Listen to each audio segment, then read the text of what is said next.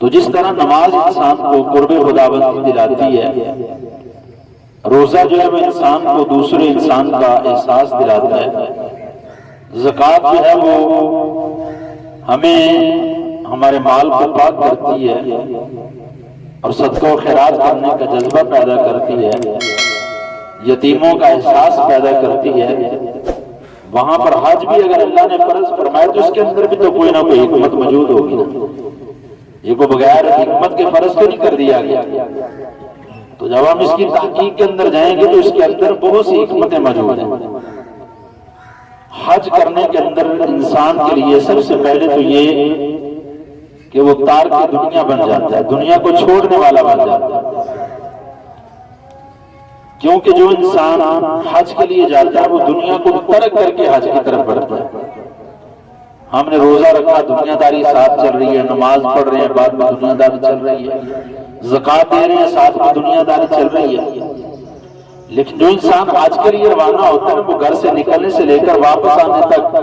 ساتھ کوئی کاروبار نہیں کرتا، وہ اپنا سب کچھ چھوڑ کے، کاروبار ٹھپ کر کے، رشتہ داروں عزیز و اقربا کو چھوڑ کے پھر وہ سفر پر روانہ ہوتا۔ اب یہ سب کچھ چھوڑ کر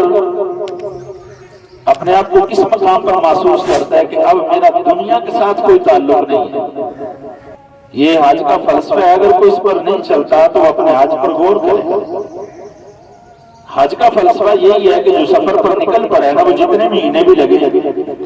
جتنے دن بھی لگے، اب اس کے اوپر جو حج فرض کر دیا گیا ہے، اب اس کے ارکان کو ادا کرنا چاہتا ہے تو ارکان کو ادا کرنے کے لیے اسے ہر لمحہ اللہ کی رضا کے لیے وقف کرنا ہوگا۔ وگرنہ بہت سے حاجی ایسے ہیں جو گھر سے چلتے ہیں، پیسہ خرچ کرتے ہیں، وقت دیتے ہیں، مشقتیں اٹھاتے ہیں، طواف کعبہ کرتے ہیں، صفا مروہ کی سعی کرتے ہیں، مزدلفہ اور عرفات کے اندر جاتے ہیں، لیکن تمام مشقتیں اٹھانے کے باوجود خالی ہاتھ واپس پلٹتے ہیں۔ اس کے اندر بھی بہت سی چیزیں کار فرما ہوتی کہ جب ایک بندے نے وقت بھی دے لیا، ایک بندے نے اپنا مال بھی خرچ کر لیا، دنیا کو بھی چھوڑ دیا، اب اس کو چاہیے تو یہ تھا کہ خالص ہو جاتا، اللہ کی رضا کو مد نظر رکھنا۔ تو اس کے گھر سے نکلنے سے لے کر واپس آنے تک جتنے بھی حاجی کے معاملات ہیں وہ تمام کے تمام جب تک رجوع اللہ نہ ہوں گے، ان کے اندر خالق کائنات کی رضا نہ پائی جائے گی، تو کوئی بھی عمل قابل قبول نہیں ہے۔ قابل قبول وہی عمل ہے کہ جن کے اندر اللہ کی رضا شامل ہو۔ تو اس لیے ہر حاجی کو یہ سوچنا چاہیے۔ اور پھر ہم جو حج کو سمجھتے نہیں ہیں کہ اس کی حقیقت کیا ہے، جس کی وجہ سے بہت سے لوگ پیسہ ہونے کے باوجود حج نہیں کرتے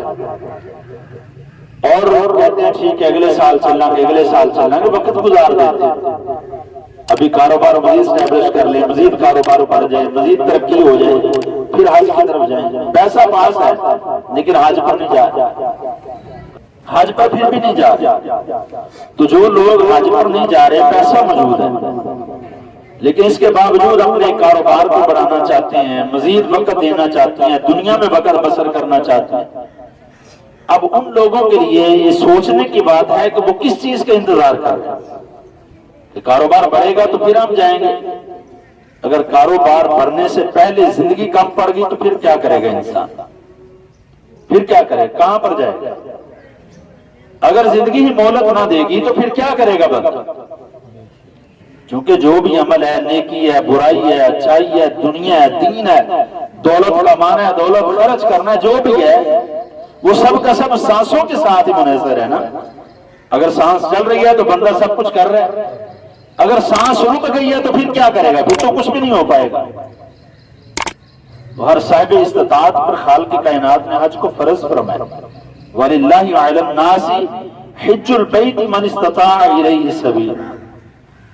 کہ اللہ رب العزت کے لیے ہے لوگوں پر حج ادا کرنا اس کے گھر کا، کہ جب وہ اس کے راستے میں نکلنے کی طاقت رکھتے ہیں، استطاعت رکھتے ہیں، ان کے پاس جب استطاعت ہے تو اب اگر نہیں جا رہے، جتنے دیر تک وہ نہ جائیں گے وہ گناہگار ہیں۔ تو صاحب استطاعت ہونے کے ساتھ ہی سب سے پہلے حج کرنا اس پر لازم ہے۔ کچھ لوگ یہ سوچتے ہیں ایک فیکٹری یا دوسری لگا رہے ہیں پھر چلیں گے، ایک گاڑی یا دو لے لیں پھر چلیں گے۔ تو زندگی کی دوڑ کے اندر تو آگے بڑھنے کی کوشش کر رہا ہے کہ جہاں تک ممکن ہو سکے بس یار یہ تھوڑا سا اور کام کر لیں، تھوڑی اور زمین خرید لیں، تھوڑی اور جائیداد بن جائے پھر حج کو چلوں گا۔ اب جو بندہ یہ سوچ لے کر اپنی زندگی گزارتا چلا جا رہا ہے اور حج کا فریضہ ادا نہیں کر رہا، وہ اللہ رب العزت کی بارگاہ میں مجرم ہے۔ تو جیسے خالق کائنات نے صاحب استطاعت کر دی ہے، اب اس پر واجب ہے، لازم ہے، فرض ہے کہ وہ حج ادا کرے۔ حضرات محترم اس لیے یہ دعا کیا کریں کہ اگر اللہ دولت دے تو ساتھ میں اپنی رضا کا جذبہ بھی عطا فرمائے۔ بہت سے لوگ ایسے ہیں جو حج اس لیے نہیں کرنے جاتے کہ کون ہے جو اتنے پیسے لگا کے جائے، یہیں کہیں پر انویسٹ کر لو، پرافٹ آنا شروع ہو جائے گا، مال بننا شروع ہو جائے گا، کاروبار بڑھ جائے گا۔ حج پر لگایا تو خرچ ہو جائیں گے تو پیسے کم پڑ جائیں گے۔ لیکن وہ پگلے یہ نہیں سمجھتے کہ جو انسان یہ کسرت کر کے نکل پڑتا ہے نا، اللہ تعالیٰ اس بندے کی راہیں ویسے ہی ہموار فرما دیتا ہے، اس کی منزلیں تو ویسے ہی آسان ہو جاتی ہیں۔ بلکہ ہمارے ایک بزرگ ہیں وہ فرماتے ہیں کہ اگر تم چاہتے ہو نا تمہیں رزق کی تنگی ہو رہی ہے، محسوس کر رہے ہو کہ ہر کوشش کرنے کے باوجود کو حل نظر نہیں آ رہا، تو جیسے کیسے ممکن ہو سکے عمرے پر چلے جاؤ، اللہ خیر و برکت عطا فرما دے۔ خالق کائنات اپنے گھر کی زیارت کی وجہ سے، اپنے پیارے محبوب کے در کی زیارت کی وجہ سے برکتیں عطا فرما دیتے ہیں، تنگیاں دور فرما دیتے ہیں۔ تو جو لوگ مال پر سانپ بن کر بیٹھ جاتے ہیں ان لوگوں کے لیے بالخصوص یہ میرا جملہ ہے کہ وہ اپنی اس عادت پر غور و فکر کریں کہ اگر ہم استطاعت کے باوجود اس کی بارگاہ میں نہیں حاضر ہو رہے تو پھر وہ سمجھ رہے کہ ان کا مال کس کام کا ہے، ان کی دولت کس کام کی، کیا کر رہے ہیں وہ لوگ۔ حضرات محترم اس لیے اگر اللہ رب العزت دولت عطا فرمائے تو یہ دعا کریں یا اللہ ایسی دولت دے جو نافع ہو۔ نافع کون سی دولت ہے؟ جو اس کے رستے میں خرچ کر دی جاتی ہے، جو صحیح استعمال کے اندر آ جاتی ہے، راہ خدا میں خرچ کر دی جاتی ہے، وہ نافع دولت ہے۔ اسی لیے نافع علم مانگنا چاہیے،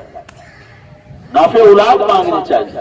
ایسی اولاد جس کی وجہ سے دین دنیا کا بھلا ہو جائے، ایسا مال جس کی وجہ سے دنیا و آخرت کی بلائیاں نصیب ہو جائے۔ ہر بندہ نفع چاہتا ہے نا، مجھے نفع ملے، تو نفع تو حقیقت کے اندر جو ہمارا دین بتا رہا ہے وہ تو یہی ہے کہ جو تم نے راہ خدا میں خرچ کر لیا وہ تمہارا ہے، اور جو پیچھے رہ گیا وہ پچھلوں کا ہے، وہ ہمارا ہے ہی نہیں، اس پہ تو ہمارا بھاگ ہی نہیں رہتا، ہمارے اختیار ہی نہیں رہتا۔ ہم آج مر گئے کل کو وہ ہمارے پچھلوں کا ہے۔ ہمارا کون سا ہے جس کو ہم نے اپنے ہاتھوں سے راہ خدا میں خرچ کر دیا، کسی ایسے کام پر لگا دیا جس کے اندر ہمارے لیے صدقہ جاریہ رہا، مرنے کے بعد بھی اس کا ثواب ملتا رہا، وہ ہمارے لیے بہترین مال ہے۔